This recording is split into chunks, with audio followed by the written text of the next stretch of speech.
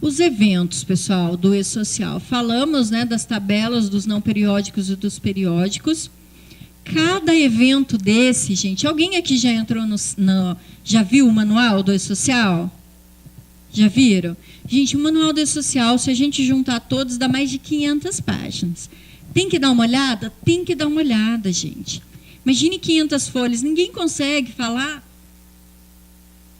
das informações que estão lá nas 500 folhas num curso de 8 horas ou numa palestra.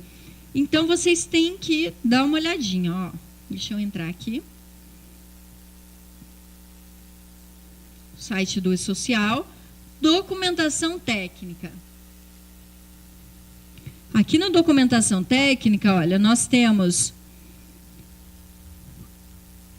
layouts do E-Social, que é importante. E nós temos aqui mais para baixo, manual de orientação do E-Social, versão 2.4. Já estou com eles abertos aqui.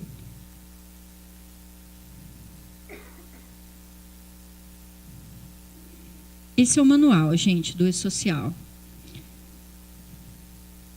Manual de orientação, que saiu agora, ó, com as atualizações da reforma trabalhista. Quem ainda não viu, pessoal, está na hora de ver. Ele traz, deixa eu vir aqui mais para baixo, informações de cada layout. Então, você quer saber, por exemplo, do cadastramento inicial de vínculo, quer saber tudo que vai ser cobrado, é aqui que você vem.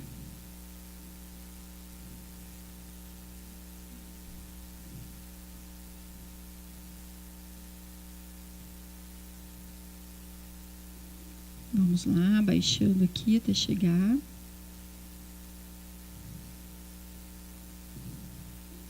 Ah, Viviane, eu leio e não entendo. Gente, eu tenho certeza que se você ler uma vez, talvez você não entenda tudo. Mas conforme você vai lendo, aqui, ó, por exemplo. Conforme você vai lendo, a cada leitura que você faz, você aprende uma coisa, você consegue interpretar uma coisa diferente. Então, tem que pegar o manual, gente. Não precisa sentar e ler tudo de uma vez, mas coloque como uma meta lá. Eu vou ler uma folha por dia, uma página por dia. E faça isso, gente. Pegue ali a parte dos eventos, que começa aqui, ó, orientação específica por evento. Por exemplo, informações do empregador, contribuinte e órgão público. Aqui você vai ter todas as informações desse evento. Se no dia a dia surgir alguma dúvida, Viviane, eu não sei se eu coloco tal informação nesse evento. O manual diz tudo, gente. Está tudo no manual, tá? Às vezes eu vejo o pessoal, agora ainda mais com redes sociais, né? Tem grupo de WhatsApp para tudo quanto é coisa, né? E a pessoa às vezes faz uma pergunta lá. Se ela desse um Ctrl F na CLT e digitasse lá a palavra-chave, ela ia achar. E aí ela prefere, às vezes, acreditar no que o colega está dizendo, sem antes de procurar na fonte. É muito arriscado isso, gente. Claro que consultar o colega é muito importante. Às vezes é a nossa salvação, consultar a opinião do colega. Mas a gente tem que fazer isso quando não tem base legal, quando o manual não fala nada. Porque se o manual trouxer uma orientação para aquela situação, você tem que aplicar aquilo que está no manual, não aquilo que o colega vai te dizer. Então, olhem o manual. Além disso, gente, além desse manual, nós temos a questão das tabelas. Nós temos, ó, quer ver quantas tabelas? 26 tabelas, pessoal, que nós vamos usar no dia a dia. E aqui nós temos questões muito diferentes. Vou pegar aqui, ó, motivos de afastamento, que é a tabela número 18.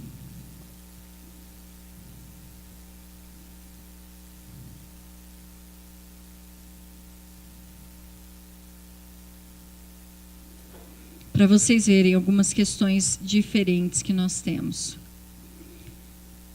Eu informo férias na Cefip? Não, né? Vou ter que informar férias no E-Social? Vai. Mas vai ter um evento específico de férias, escrito evento número tal, férias. Não vai ter. O evento de férias, gente, está aonde?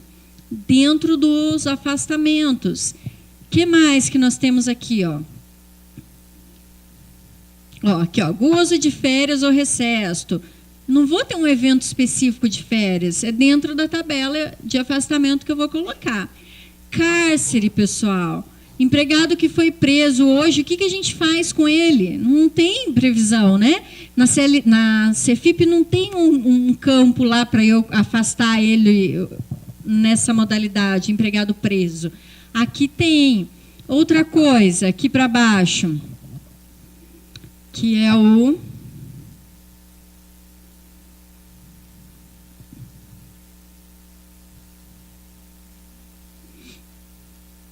Suspensão disciplinar, ó. Apliquei uma suspensão para o empregado, ele causou um problema lá na empresa e como uma penalidade eu suspendi ele por 2 dias. Venho aqui no afastamento e coloco o afastamento dele aqui, ó, suspensão disciplinar e coloco, ele fica suspenso na folha durante esse período. Vai lançar falta, normal, vai incidir em férias, tudo normal. Só que eu identifico aqui o porquê do não trabalho dele naquele dia, tá? O que mais que nós temos, gente?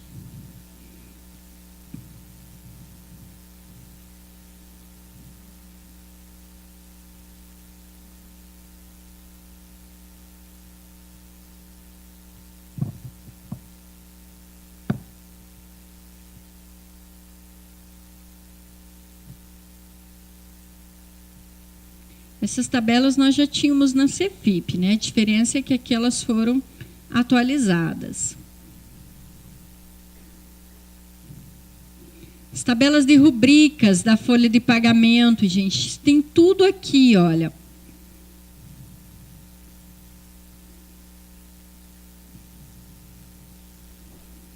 Por exemplo, o empregado vai receber o quê? Vai receber salário fixo, vai receber adicional de insalubridade, adicional de periculosidade, adicional noturno. Tem a tabela de rubricas de folha, tem todas as orientações. O que nós temos que fazer já também, pessoal? Antes do E-Social entrar em vigor. Observar as regras de incidência, gente. Por exemplo, tem incidência de INSS sobre saldo de salário? Tem, né? Ótimo. Tem incidência de INSS sobre os 15 dias de atestado do empregado? Tem? Tem, né? A lei diz que tem. Gente, nesses 15 dias, o empregado pegou um atestado de 30 dias, por exemplo.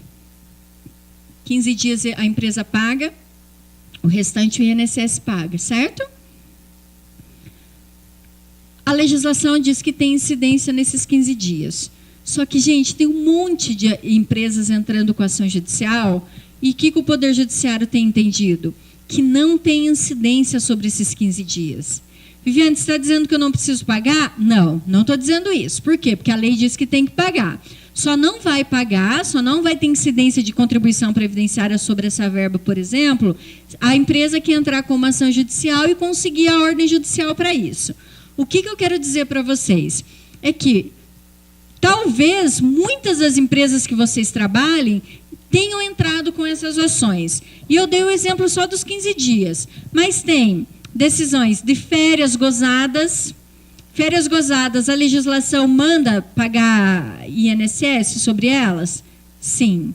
E aí, o que o Poder Judiciário tem entendido? Que não, porque não houve trabalho, tá? Viviane, então não vou mais incidir. Vai incidir, só não vai incidir as empresas que entraram com ação judicial, tá? E conseguirem a ordem judicial lá para não incidência. Por que eu estou falando isso para vocês? Porque essas empresas que entraram com a ação e conseguiram a ordem judicial não vão contribuir.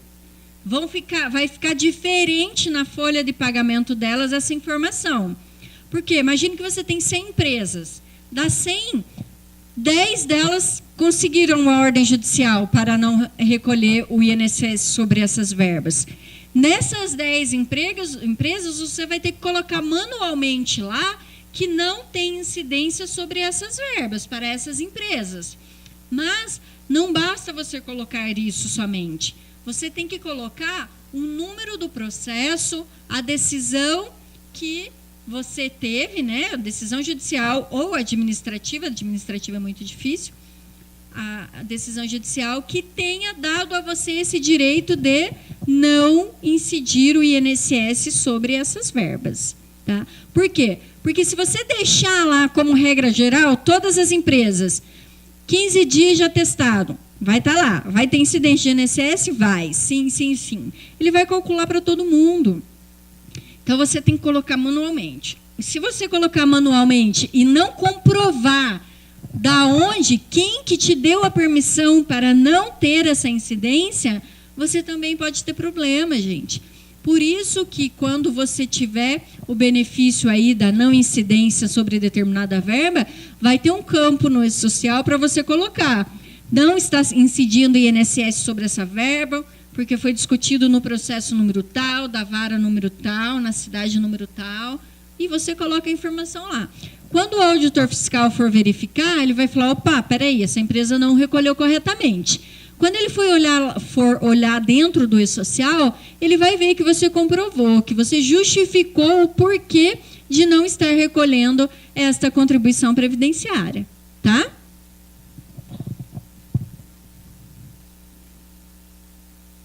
Tem várias ações em que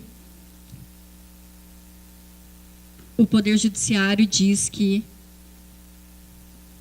não tem incidência sobre as verbas, tá? Mas tudo isso é matéria de decisão judicial.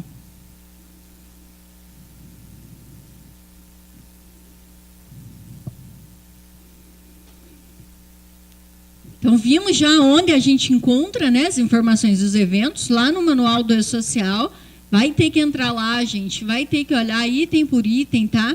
Para verificar exatamente o que cada evento vai exigir de vocês. Nesse primeiro momento, vão lá no evento, gente, de cadastro inicial de vínculo. Por quê? Porque lá é o local que consta todas as informações que vocês vão precisar ter para conseguir fazer a admissão de um trabalhador, tá? Então, está bem discriminado lá. Entrem lá, chega lá no escritório, pega o manual e já dá uma olhadinha lá para começar a aplicar, colocar na prática aquelas obrigações lá.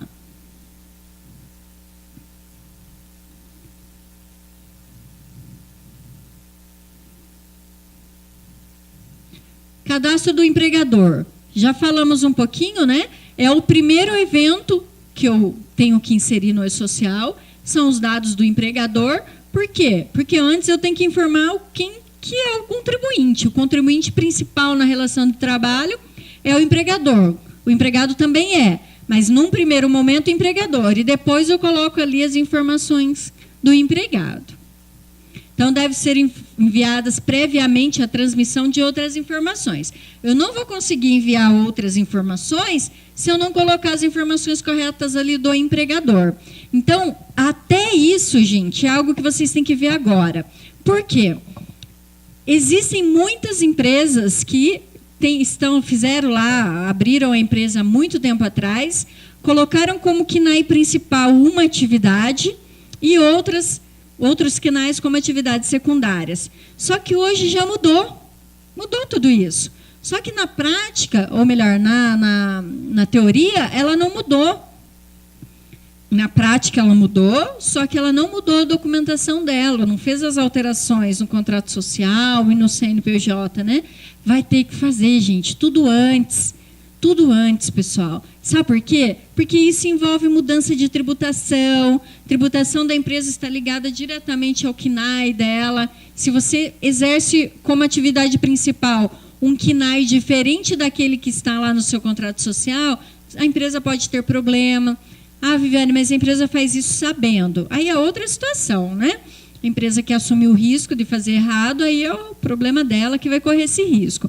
Mas nós temos que ter tudo certinho. Não, esse aqui vai fazer errado, mas ele sabe que está fazendo errado. Ele quer assumir o risco, vai assumir o risco. Ah, esse aqui está errado, mas ele não sabe que está fazendo errado. Então, tem que orientá-lo que está errado, senão com a entrada do ex-social, ele vai ter problema. Ele pode ter problema por conta da tributação ali também. Tá?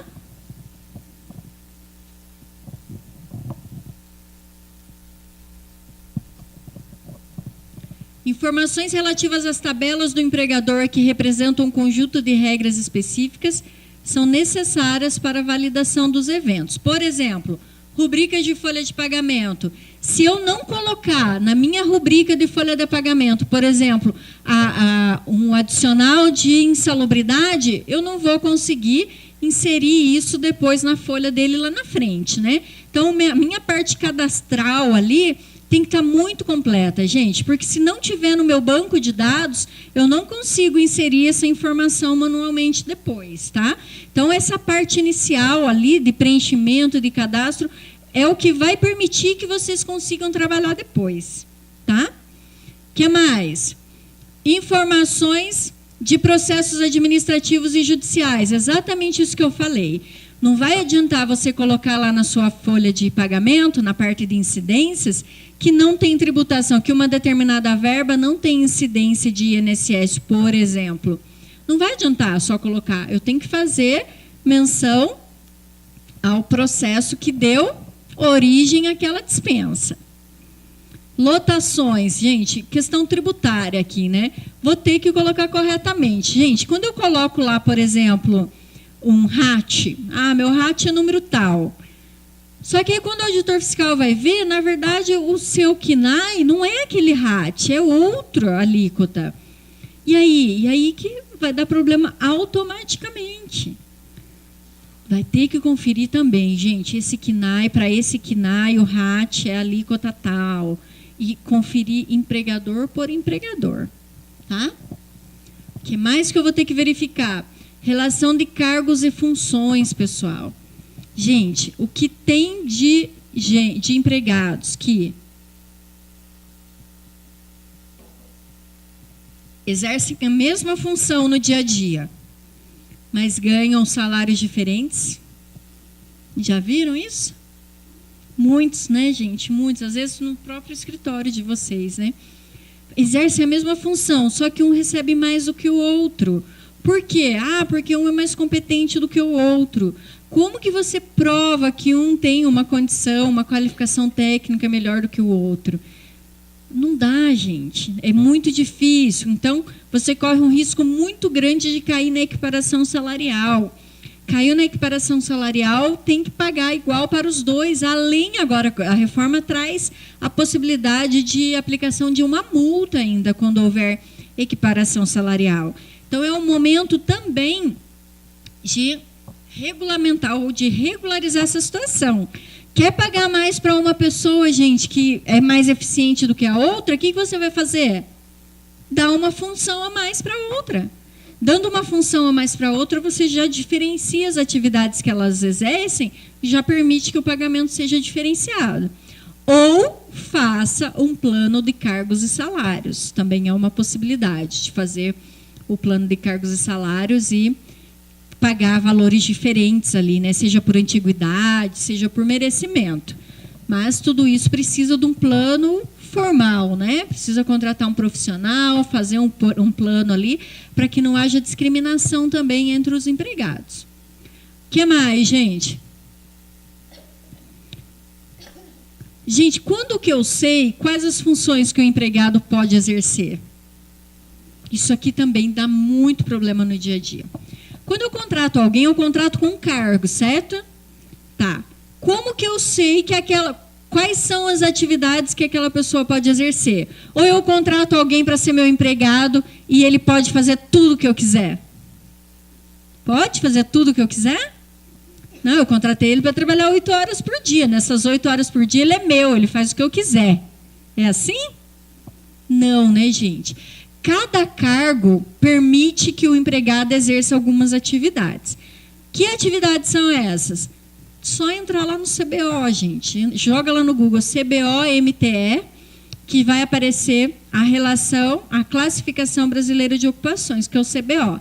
Lá, quando você digita o nome do cargo, ele traz lá a descrição sumária. Aquela descrição sumária, gente, são as atividades que aquele cargo pode exercer. Ah, Viviane, quer dizer que se eu fizer um negocinho diferente daquilo já vai dar problema? Não necessariamente, né, gente? O CBO, ele é muito antigo. Então, tem algumas questões ali que são... Algumas questões que estão desatualizadas. Então, não é porque você exerce uma atividade diferente do que está ali, que necessariamente vai ter problema, tá? Mas tem que cuidar com a atividade que vai exercer. Não pode ser uma atividade muito diferente daquilo que está ali. Por que eu estou dizendo isso? Porque, às vezes, lá no E-Social, na parte de cargos, a pessoa coloca lá, cargo tal. E aí, nas funções, ela coloca funções que não tem nada a ver com aquele cargo. O que isso pode causar, gente? Desvio de função, acúmulo de função, ou até mesmo a equiparação salarial. Então, a empresa, às vezes, está confessando que está cometendo essas infrações pelas próprias informações ali do E-Social. Tá? O que mais que a gente tem que observar? Jornada de trabalho, gente. Gente, vocês já estudaram a reforma trabalhista? Quem não estudou, gente, pegue, porque dia 11 de novembro entra em vigor. E nós tivemos grandes mudanças, tá? Tivemos grandes mudanças. O que mais? Jornada de trabalho, então, eu vou ter que dizer ali o horário que o empregado vai entrar, o horário que ele vai sair, qual que vai ser o intervalo, enfim, qual vai ser a jornada de trabalho dele mesmo. O horário contratual, eu contratei ele para trabalhar que hora? Gente, a jornada ela pode ser flexível, por exemplo, a empresa funciona das 7 da manhã às 19. Dentro desse horário, o empregado deve trabalhar 8 horas, mas ele vê a hora que ele chega e a hora que ele sai, desde que ele trabalhe às 8 horas. Pode fazer isso? Pode fazer isso, tá? Só que eu preciso colocar tudo isso aonde? Gente, no contrato de trabalho, tá? Ambientes de trabalho, gente. E ambiente de trabalho antes. Qual que é o maior problema, um dos maiores problemas hoje dentro da empresa, gente? Que a empresa não faz. Os ASOS, os programas, PCMSO, PPRA, muitas empresas não fazem. Por que não fazem? Porque hoje não tem campo na Cefip para eu colocar essas informações. Logo, a fiscalização fica muito difícil. No E-Social, vai ter campo para colocar ASO admissional? Vai. Vai ter campo para colocar ASO periódico? Vai. ASO de mudança de função? Vai. ASO de retorno ao trabalho? Vai. ASO demissional? Vai. Vai ter campo para colocar informações de PPP? Vai.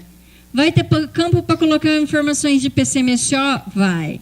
Vai ter campo para colocar informações de PPRA? Vai. Então, gente, não tem escapatória. Não tem. Quem ainda não tem profissionais ou não tem uma empresa contratada aí para realizar esses exames, tem que começar a providenciar já. Gente, as maiores multas que nós temos na legislação trabalhista são multas relacionadas à segurança e medicina do trabalho, tá? Então, são questões que é um risco muito alto para o empregador correr. Sem contar que, se ele não fizer o ASO admissional do trabalhador, ele não vai conseguir fazer a admissão daquele trabalhador. Então, é algo que vai impossibilitar ele de fazer o registro, tá? Hoje ele consegue, por isso que ele não faz.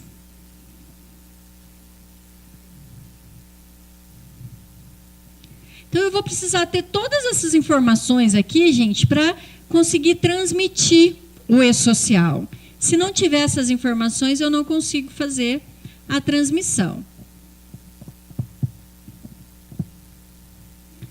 Já colocamos aqui, né, regras de validade. Já falamos que o evento dos cadastro inicial são os primeiros, né? que essas informações impactam diretamente nos demais eventos.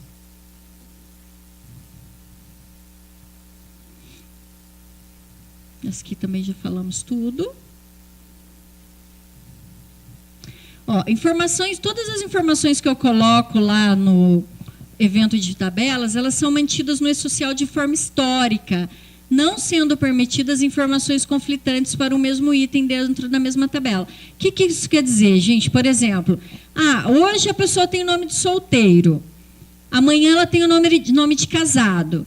Quando eu faço a informação com o nome de solteiro e depois mudo para o nome de casado, a informação de solteiro ela vai ser excluída do e-social? Não, gente, ela permanece, tá? Ela fica mantida. Por quê? Porque não foi um erro. Só mudaria se fosse um erro. Naquele período, o nome dela era aquele. Somente a partir daquele outro período é que o nome dela passou a ser de casado, tá?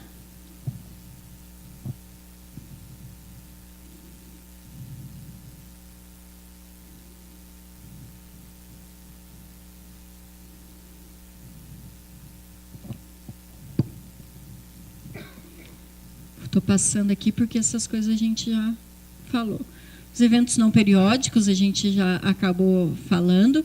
Evento não periódico, quando que eu tenho que informar mesmo, pessoal?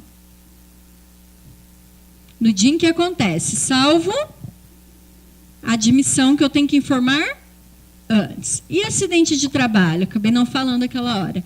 Quando que eu tenho que informar o acidente de trabalho? No dia em que ele acontece? Seria o ideal, né? Você informar no dia que acontece. Mas você normalmente consegue ficar sabendo no dia em que ele acontece? Imagine se o acidente aconteceu às 10 horas da noite na empresa. Eu vou conseguir mandar informação no mesmo dia? Não, né? Então, o E-Social diz o seguinte, informações decorrentes de acidente de trabalho poderão ser informados até o primeiro dia útil subsequente ao ocorrido, tá? Gente, muita gente questiona o seguinte, Viviane, às vezes eu não fico sabendo se o acidente aconteceu. Às vezes o empregado caiu lá, alguma coisa, e não falou nada. Foi embora, depois de uma semana é que eu fiquei sabendo que ele machucou a coluna, por exemplo, por conta de um tombo que ele levou lá na empresa. E aí, o que eu faço? Vou ser punido por isso? Por quê? Porque um dia útil já passou, não passou? Passou. Gente, o empregador pode ser punido por isso? Viviane, o empregador tem obrigação de fiscalizar o trabalhador. Na teoria, isso é lindo, né? Na prática, gente, é impossível fiscalizar 100% do tempo todos os trabalhadores. Impossível, gente.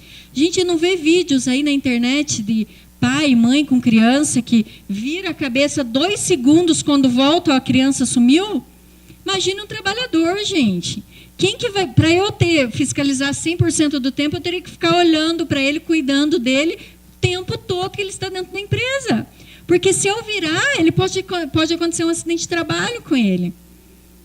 Por quê? Porque ele tem vontade própria.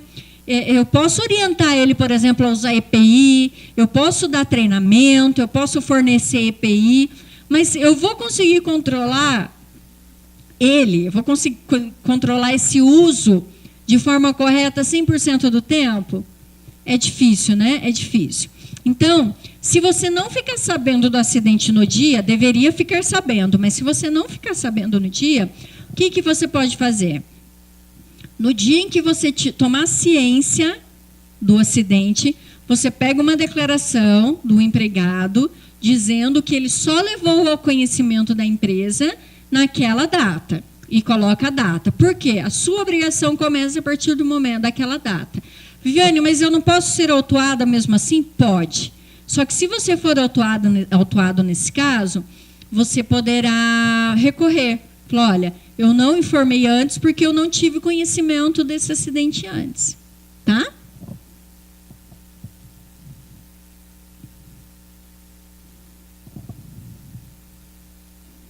Também já falamos dos eventos.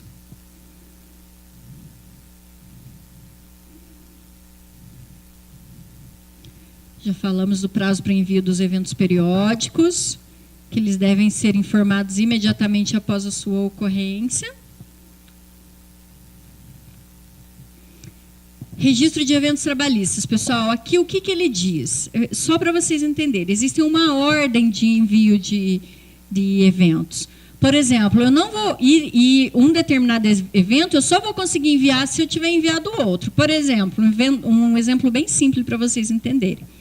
Eu só vou conseguir fazer a rescisão, enviar o evento de rescisão contratual de um empregado se eu tiver enviado a admissão dele antes. Ou eu só vou conseguir retornar o empregado para a folha se tiver enviado um evento de afastamento dele antes. Tá? Então, tem essas regras ali que a gente tem que observar.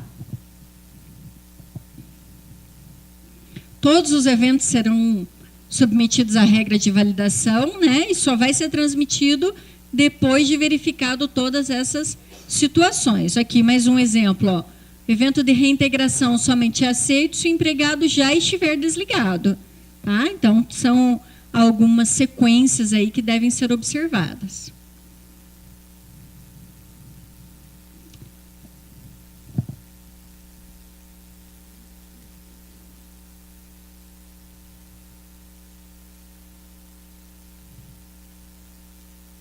Os eventos periódicos são aqueles que têm data para acontecer, já falamos, né, da pagamento de salário, contribuição previdenciária, recolhimento do fundo de garantia, tudo isso, se o governo já sabe quando vai acontecer, não sabem? Quando que eu tenho que enviar essa informação para o governo, então? Até o dia 7 do mês subsequente, tá?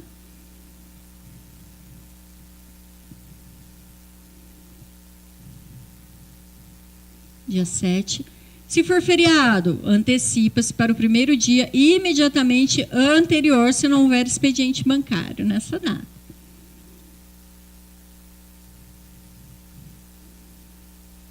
Que já falamos que o E-Social não gera guias para pagamento, tá?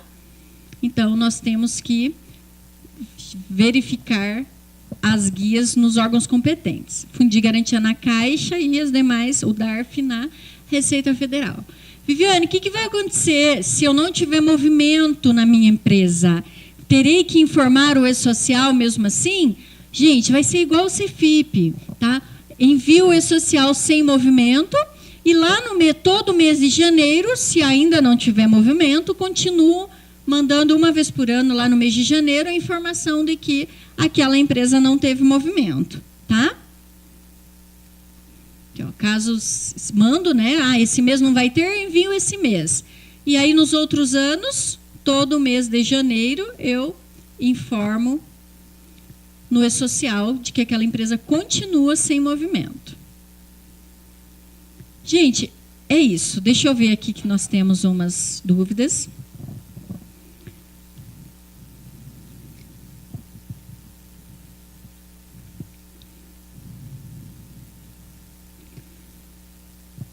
A REINF vai iniciar junto com o E-Social, deveria entrar junto com o E-Social, tá? A REINF. Como o governo ainda não disponibilizou todas as informações para o envio da REINF, provavelmente a REINF vai ficar para uma nova data, tá? Mas nesse primeiro momento, sim, o E-Social deveria ser enviado junto com a REINF.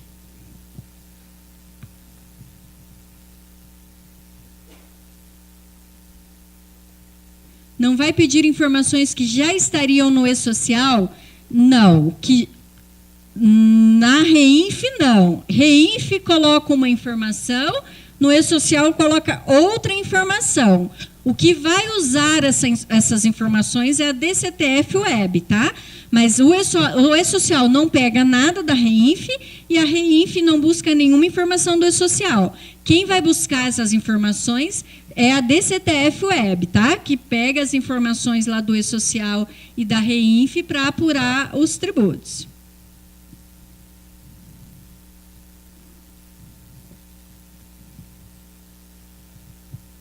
O MEI sem empregado terá que fazer informações no E-Social? Se o MEI estiver trabalhando, sim.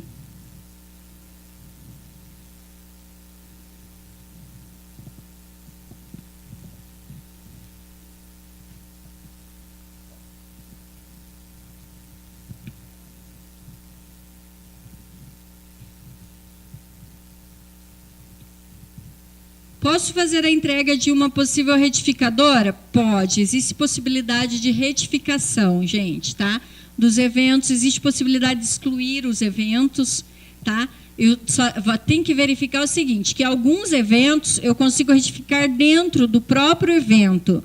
Outros, eu tenho que entrar dentro do evento de retificação para fazer a retificação. Mas existe a possibilidade, sim.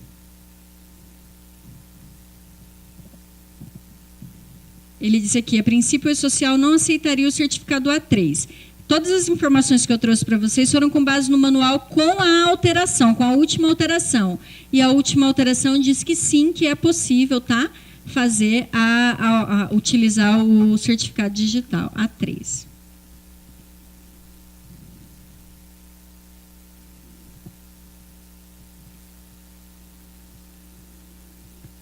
Funcionário que trabalha em shopping pede demissão às 20 horas. O escritório de contabilidade está fechado. Ou ele pede no sábado e domingo que dia devo informar para o E-Social, já que o escritório abre de segunda a sexta em horário comercial. Gente, isso é perfeitamente possível, né? Nesse caso, você vai fazer a informação, tem que ter alguém ali dentro da empresa para pelo menos ter a comunicação, para você pegar a comunicação, o aviso naquele dia, tá?